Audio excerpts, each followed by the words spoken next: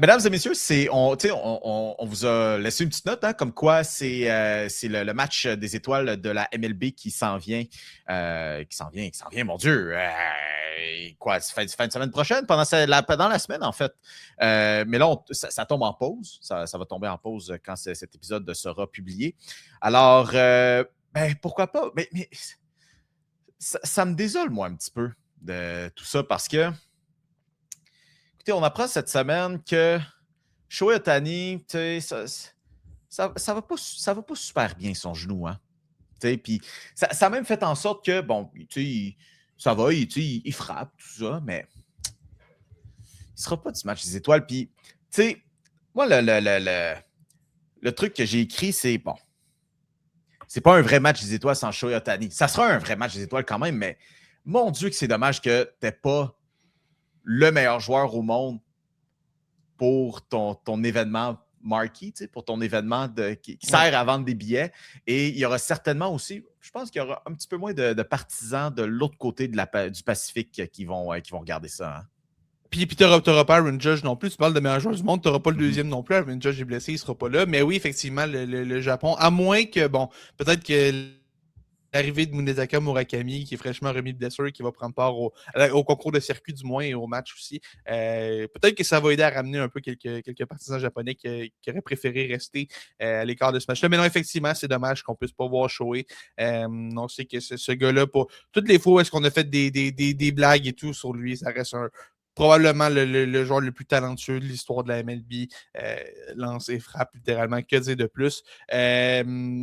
C'est dommage qu'il ne soit pas là. Son genou, on va espérer que ce ne soit pas un enjeu à long terme. T'sais. On sait qu'il combattait aussi des ampoules quand il lançait plus tôt cette saison. Mais on sait qu'il est capable de prendre soin de son corps. Puis on sait que avec la charge de travail qu'il assume, il sait comment bien gérer ça habituellement. Fait qu'on va espérer que la petite pause du match des étoiles lui permette de se remettre de tout ça et d'être en forme pour la deuxième moitié de saison. Mais non, je suis d'accord avec toi. C'est vrai que c'est dommage qu'on ne puisse pas le voir. Même si, bon, le match en tant que tel, je pense que ça perd un peu de sa superbe. Mais ça reste le meilleur des quatre, là, ça reste le moins pire, du moins. Puis le concours des circuits reste quand même un événement qui est encore très couru. Fait, ça, c'est peut-être le match des étoiles des quatre qui a le plus sa place. Mais donc, c'est vrai que c'est dommage de ne pas avoir joué pour ça. Mais je comprends pas parce que, tu sais, en même temps, ça ne l'empêche pas d'être frappeur désigné non plus. Là, il est frappeur désigné pareil avec les Dodgers. Je comprends pas. Tu sais, à la limite, lance pas, puis c'est bien correct. Il aurait pu. Mais non, mais il y en a qui. Vlad a donné cette. Vlad, je crois pas une seconde. Je pense que la MLB, il a dit ça n'a aucun sens que tu aies gagné ce vote-là. Reste chez vous. Mais tu sais, mettons, Cam Schlittler aussi, qu'on a vu aujourd'hui, qui a refusé l'invitation à lancer. Quoi qu'en même temps, il a lancé samedi. Fait que, tu sais, ça, les gars qui lancent samedi, Christopher Sanchez a lancé samedi, puis il va lancer Magie des Étoiles. Mais tu sais, il y a des gars qui préfèrent juste comme se retirer de l'événement, laisser leur place à d'autres gars qui sont tu sais, quand ils traînent des petits bobos, quelque chose, c'est juste pour se préparer. Fait que, tu sais, c'est quelque chose qu'on voit, c'est pas inhabituel non plus. Mais c'est sûr que c'est dommage quand c'est ces talents-là qu'on voit pas. Là j'ai juste Shohei, puis Vlad, puis je l'ai toujours en tête, mais j'ai l'impression qu'il y en a un autre que j'oublie. Mais bref, évidemment, c'est dommage qu'on les a pas. C'est ce qui est ça. c'est surtout que, tu sais, on arrive aussi, tu sais, on parlait beaucoup de ce qui allait se passer, qui allait être partant. On a annoncé aujourd'hui que Delancey, ça allait lancer dans l'américaine. Tu sais, c'est comprenant aussi dans l'américaine, c'est pas la plus grosse pépinière de talent au niveau des lanceurs, mais dans la nationale, c'est qui déjà? Sanchez. Christopher Sanchez, OK, ça c'est bon. Puis, on aurait pu penser peut-être, je sais pas, un combat peut-être. Si Max Fried avait été en santé, si un Garrett Crochet avait été en santé, si Cam Schlittler aurait pu lancer, on aurait pu avoir un beau duel Cam Schlittler puis Jacob Mezorowski, mais bon. On mettra ça, c'est pas si pire non plus. Charlotte, quand même, à Dylan Cease, qui a passé à 3 retraits de faire un match sans point d'écoute complet. Mais Giants. Vas-y. Non, vas-y. OK, ben, penses-tu que John Schneider était content quand il a vu que Schlittler a fait non, c'est bon, je vais pas lancer comme ça, il n'y aura pas l'osieux de la décision. Hein. Peu importe ce qu'il faisait, il était mal pris. Okay? Parce que les deux candidats étaient Schlittler et Cease. Okay? S'il prenait Cease, il était accusé de favoritisme de prendre le gars de son équipe. S'il prenait Schlittler, ben, ses propres bases de partisans l'auraient accusé de choisir un rival au lieu d'un de ses propres gars. Peu importe ce qu'il faisait, il ne pouvait pas gagner. Fait que là, il a dû voir Schlittler se retirer pour faire puis juste dire... Non, c'est clair. C'est ça. Il a dû être soulagé, man, quand il a vu ça. Mais bon, ceci étant dit, il y aura quand même un match des étoiles. Là. Inquiétez-vous pas, il y aura quand même du bon monde. C'est juste... Crème, c'est dommage. C'est dommage que on n'aura pas les deux plus gros noms du baseball. Puis, bon, encore une fois, la MLB va s'en mordre les doigts à voir peut-être un marché au Japon complet qui ne regardera pas. Mais en même temps, je coupe les coins ronds, mais je pense qu'on fait le calcul simple 1+1. Alors, bien sûr, à suivre cette semaine, comme on vous a mentionné aussi, on va être là avec les gars de Passion MLB en direct la semaine prochaine. D'ici là, quand même d'autres trucs qu'on veut jaser au baseball. Il y avait d'ailleurs le repêchage du baseball. Le maudit, moi j'ai pas de la misère avec ça. Je veux dire, à chaque foutue année, j'ai pas de la misère avec ça. Moi, un repêchage en plein milieu de la saison. Là. Man. Écoute, au-delà du milieu de la saison, OK? Avez-vous eu le repêchage hier? Probablement que vous ne saviez même pas que ça avait lieu parce que ça a eu lieu un samedi après-midi à 1h30. Ça c'est le moment. Là, on a regardé la cédule, OK? Puis on s'est dit, man, pour vrai, là, je trouve que c'est un maudit bon timing. Samedi après-midi, quand il y a des matchs dans la journée, là, je trouve que c'est vraiment un bon timing. Attends, Félix, attends. C'est 1h30, heure de l'Est. Fait imagine pour, mettons, en Californie, c'est genre 10h, quasiment 11h le matin. Là. C'est épouvantable. Et puis, au-delà de ça, l'expérience télévisuelle, si vous n'avez pas suivi, voici ce qui s'est passé. Okay? Le premier choix au total, Rock Chalowski, était vu comme plusieurs comme étant le meilleur espoir de la QV. Et là, il y a eu des négociations. Est-ce que les White Sox allaient être capables de s'entendre avec lui pour le montant? Parce qu'au baseball, parenthèse très rapide, il faut que tu t'entendes avec le joueur sur le boni à la signature. Il y a des négociations. Les joueurs négocient le boni pour lequel ils vont signer. Est-ce que les White Sox allaient être payés et tout? C'est la question qu'on se posait. Finalement, ils l'ont fait. Et là, Rob Manfred arrive sur le podium. Le meilleur espoir de la QV, là. Et massacre son nom complètement. Okay? C'est comme si Gary Bettman était arrivé, c'est Bieber qui l'a annoncé, là, mais c'est comme s'il était arrivé et il avait massacré le nom d'Ivar Stenberg, qui était vu comme un des deux meilleurs espoirs de la QV depuis le début de l'année. Après ça, c'est pas si peu, 2, 3, 4, c'est correct, c'est pas si pire que ça. Et bon, 5e, c'est un peu difficile de le blâmer, mais il arrive pour annoncer le 5e choix et il se met à tousser en plein milieu de l'annonce du choix. Encore une fois, je veux dire, ça arrive, c'est pas complètement de sa faute, mais c'est quand même 2 choix dans le top 5 qui sont annoncés un peu du croche. Et, écoute, j'espère que vous avez apprécié le top 5 parce que, j'ai l'impression qu'on a fait 5 autres choix, puis on a changé de poste. Finalement, ça ne méritait plus la chaîne principale après 10 choix. Et hier, au total, samedi, il y a eu 600 choix qui ont été effectués. Combien vous pensez qui ont été diffusés à la télé sur les 600? 12. 28. 40. On en a passé 40 sur les 600. Les autres, on était un peu... on parlait d'autres espoirs. On parlait d'autres choses. Et à partir de la 3e ronde, pendant qu'on disait la 3e ronde, c'était vraiment malade parce qu'on s'est mis à entendre des drills. On s'est mis à entendre mille et une affaires. C'est quoi le problème? Pourquoi il se fait avoir de la construction? Pendant la 3e ronde, on s'est mis à démonter le stage parce qu'il fallait prendre l'avance pour débarrasser rapidement. Plein milieu de la 3e ronde, là, pas aujourd'hui, dimanche, le repêchage se poursuit aujourd'hui. Là. On s'est mis à démonter le stage pendant la 3e ronde hier.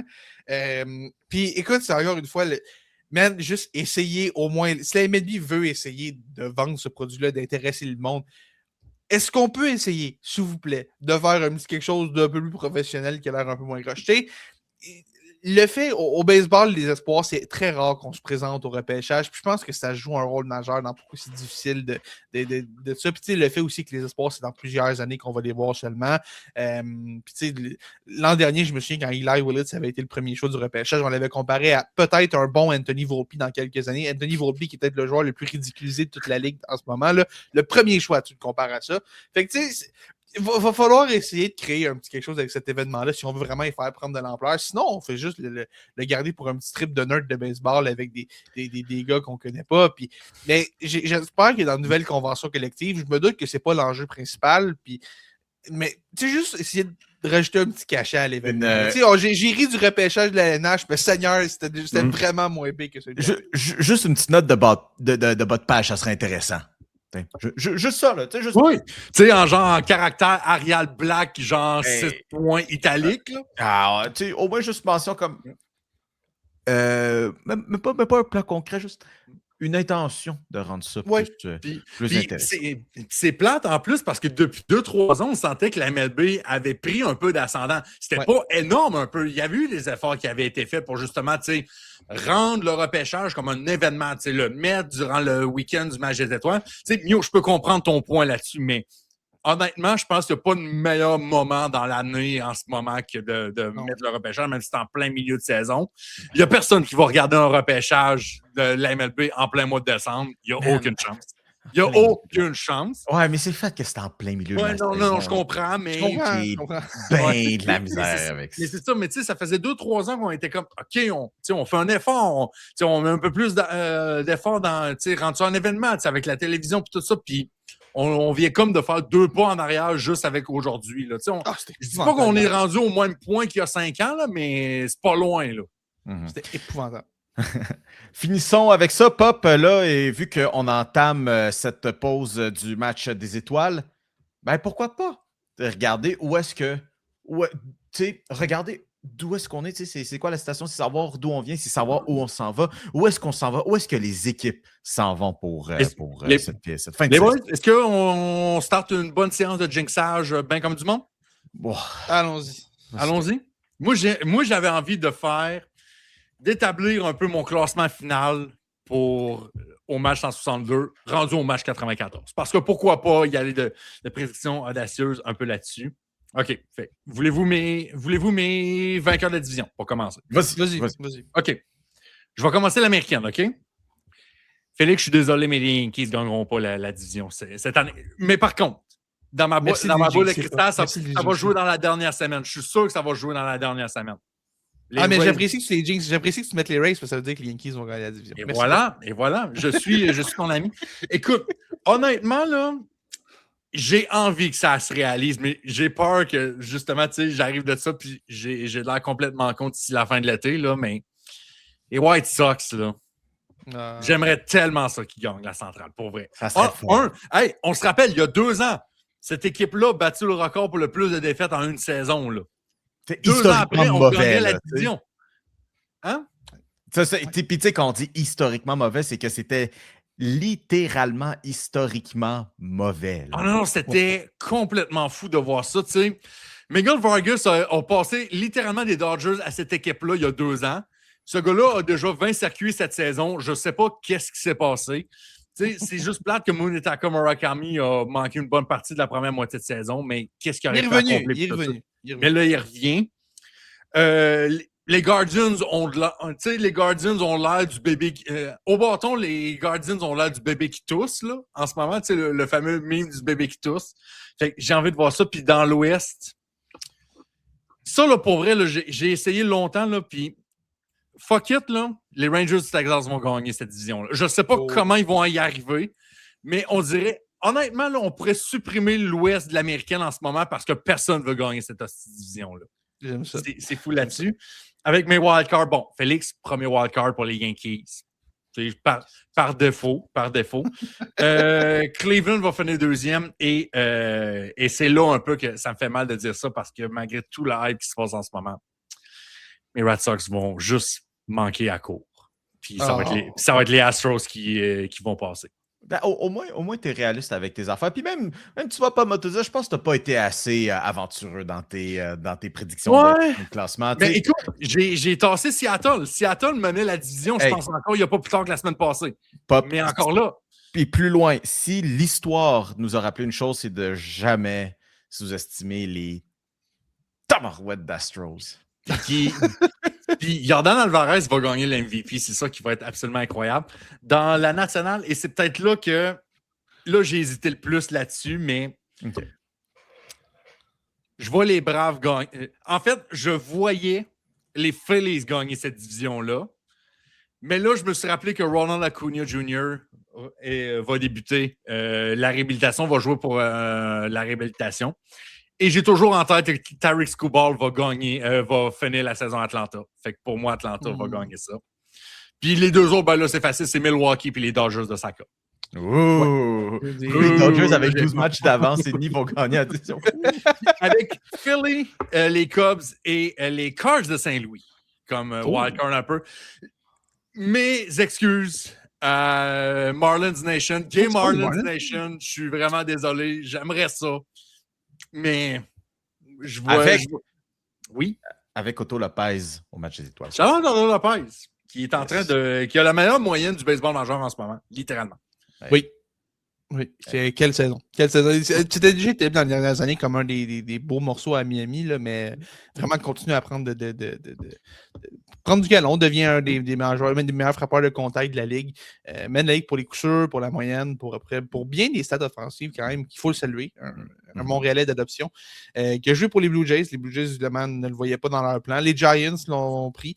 Les Giants ne le voyaient pas plus dans leur plan. C'est ramassé avec les Marlins et est devenu un des très classique. Classique baseball. Est-ce que vous avez envie de vous battre avec moi pour mes prédictions ou pas partout? Ben... les Marlins vont faire les séries. Les Marlins vont ouais, ben... Tu sais, à ce moment, c'est quoi? C'est un match d'écart entre Phillies et Marlins. Tu vois pas ça plus combatif que Marlins aille voler, mettons, la deuxième place aux Phillies? Je fais juste vous dire que depuis le début du mois de mai, les Phillies sont 40 et 24. Ouais. Depuis le mois de mai, ils sont plus 30 dans... Pour moi, les Phillies sont... C'est l'équipe la plus haute dans l'Est, assurément. J'ai hâte de voir ce que Ronald Acuna peut amener une fois qu'il va être revenu au jeu. Mais honnêtement, les Phillies, là, ils ont eu une séquence de 10 défaites de suite dans la deuxième moitié du mois d'avril. Puis c'est tout. T'sais, cette équipe-là est une force dans les majeurs à part ça. T'sais, il y a eu un stretch de 2 semaines où c'était genre tout ne marchait pas. Et finalement, mais en ce moment, si c'était pas de ça, il serait en contrôle sur la division. Bon. Ok, d'abord je l'ai. Parce que les Braves, ça a bien commencé, mais c'est un peu tout croche depuis ce temps-là. Là. Puis je suis moins sûr que toi que Terry Scobal va finir à Atlanta. Les Phillies et les Marlins vont faire les séries, mais pas les Braves. Oh! OK! J'aime ça. J'aime ça. C'est aventureux, par contre. Je salue ça. Mais... c'était un peu tout croche à Atlanta. Tout le monde a comme arrêté de frapper. Puis Ronald Acuna, en début de saison, c'était pas facile. Je sais pas à quel point ça va être facile pour lui à son retour de blessure.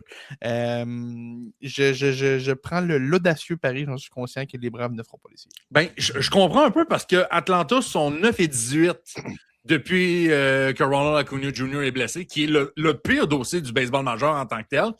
T'as Matt Olson, t'as Chris Sale au monticule. Débrouillez-vous avec le reste. Chris Sale. Hein, Pop Chris Sale. Futur membre du temple de la renommée avec une calotte des Red Sox de Boston. Chris Sale. All right. Hey, à la maison, écoutez, si vous appréciez le show, vous pouvez passer sur quelle que soit la plateforme où vous écoutez ce balado. Allez donc mettre un petit 5 étoiles. Ça serait super gentil. Ça nous aide grandement avec l'algorithme. Et vous savez quoi? Ça nous démontre aussi que vous appréciez vraiment ce qu'on fait. Alors, continuez à faire ça. Ça fait très chaud au cœur.